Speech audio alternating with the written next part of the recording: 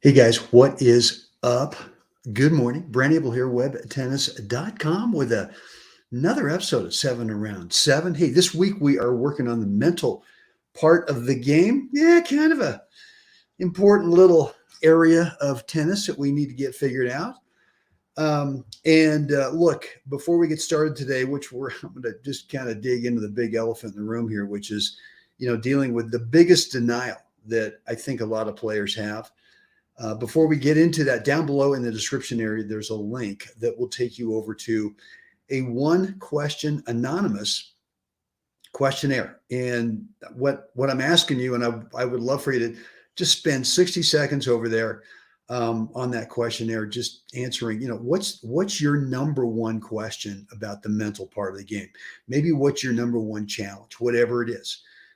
Are there specific situations, in whether it's singles and or doubles, where mentally you feel like you need to get better? And I would love to know. Later this week, here we are Wednesday, not tomorrow, but probably Friday. I've got an opportunity for you to get into a brand new course that I think the title's going to be the Match Play Magic Trifecta. I know, a little hypey, but it's really, to me, it's the answer to how do we take the conscious stuff that we do in practice, and sometimes when we're playing practice points or games, sets, whatever, how we kind of relax and, everything just kind of feels great. And then we get over to the real deal match, which, could be a serious practice match, could be a league match, could be a tournament match. But typically what happens is that transfer just doesn't seem to happen from feeling great in practice over to the real deal. And I want to help you with that. And like I said, this Friday, I've got opportunity for you to get into a brand new course. It's going to show you. It's going to show you what to do in matches to really kind of get that feeling. Look, in the meantime, today I want to talk about what I think is the big denial that really hinders your ability once you get into the real deal match. And I'm talking about, results that are made public, right? It could be a tournament, could be a league. I mean, public, even a club facility event, right? Where it's posted somewhere in the clubhouse or somewhere there at the facility. And it just seems to change everything, right? Than it is in practice. And look, I think I mentioned yesterday to you, kind of tongue in cheek, that, I said, okay, well, I used to think that I could go out there and just outworking everybody physically, right? And I kind of remember back in the day at the Berkeley Tennis Club when I was really starting to get into tournaments. And the Berkeley Tennis Club is exactly 1 mile from Memorial Stadium, the football stadium over at Cal. And so what I would do back then is I'd play my 2 or 3 sets, and then I'd go in the locker room and I'd change the shoes. I'd get on the running shoes. I'd run that 1 mile over to the stadium. And back then anyone could just, you could just go through the big gates there. They were always wide open, and just go into the stadium. And, there was maybe a person in there. It's pretty rare when someone else is in there, but, it's one of those original old football bowl stadiums, right? Where it's got 75 rows of bleachers. And so I'd run the 1 mile over from the BTC, and then I'd go up, the 75 stairs 2 at a time, and then kind of twinkle toes back down because there were no railings. I want to make sure that, you don't trip and fall. That would not be great.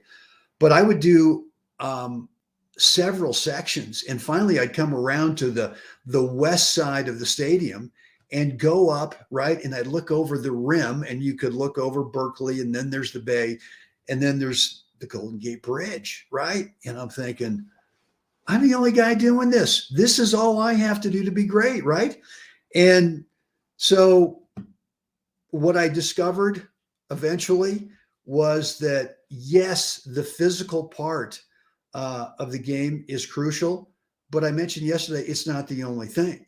Right? You've also got to work on the mental part too. You just can't outwork the mental part physically and be able to make that transfer, as I mentioned before, about practice to a match. So look, the big denial is, I think a lot of players out there, And well, let me back up. The physical part will give you some confidence in matches. It'll give you some. It won't give you everything, but it'll give you some confidence that, hey, you know what? I've worked hard. Okay, that's good. I'm quicker now. Okay, that's good. And, if I need to, I can probably stay out here for 2.5, 3 hours if I need to. That's all great confidence, right? But I think there are a lot of players out there that are just denying the fact that in practice, all right, let's say you go out there and you play a singles match, and after a couple sets, you go, well, hey, man, I'm done. All right. Well, look, I mean, you get into the real deal and you can't just go, hey, man, I'm done. You may have to grind out there for 3 sets for 3 hours on that day because of whatever the conditions are, or because that opponent is keeping you out there, right? Or because your plan A is not quite hitting on all cylinders, right? So you've got to find another way. You got to be resourceful on that day. And it could be that on that day, the only thing that's going to work is you're just going to stay out there longer. And if you're not in great shape, what's going to happen? Well, you're going to go out there and you're going to know that. And you're going to go, well, you know what? I got to get this job done in 2 sets. And the next thing you know is you're serving at 5-3 in the first. You've just broken the guy. He was serving at 3-4. You broke him. Now it's 5-3, and you're going, I cannot cough this up. I cannot blow this lead. I have got to win this right now because I know I'm only good for 2 sets, 2 long sets, right? And so let's be honest, once that mindset kicks in that you got to get the job done now, because if you don't, you're probably not going to be able to, make it to the finish line. That's when we start getting tight. That's when we start forcing things. That's when we start feeling all this pressure. So look, the message today is going to be super short. It's that if you are struggling with that, making that transfer from practice over to the real deal match, if you're feeling tight, if you're feeling nervous, if you're feeling choky at certain parts of the set or the match, man, make sure that fitness is done. Fitness is not part of the, possibility of your confidence, right? I'm not saying that fitness is the 100% thing, but what I am saying is that if you don't have fitness, if you're denying the fact, if you're carrying around an extra 20 pounds, all right, I'm just saying that, what am I saying? I'm just saying that's going to be tough. That's going to be tough. So look, here's what I'll offer you right now. If you're carrying around some extra weight, right? Or if you are not in the best of shape, if you could be in better shape, right? Or maybe you've got an injury or something, some kind of a permanent knee thing or something like that.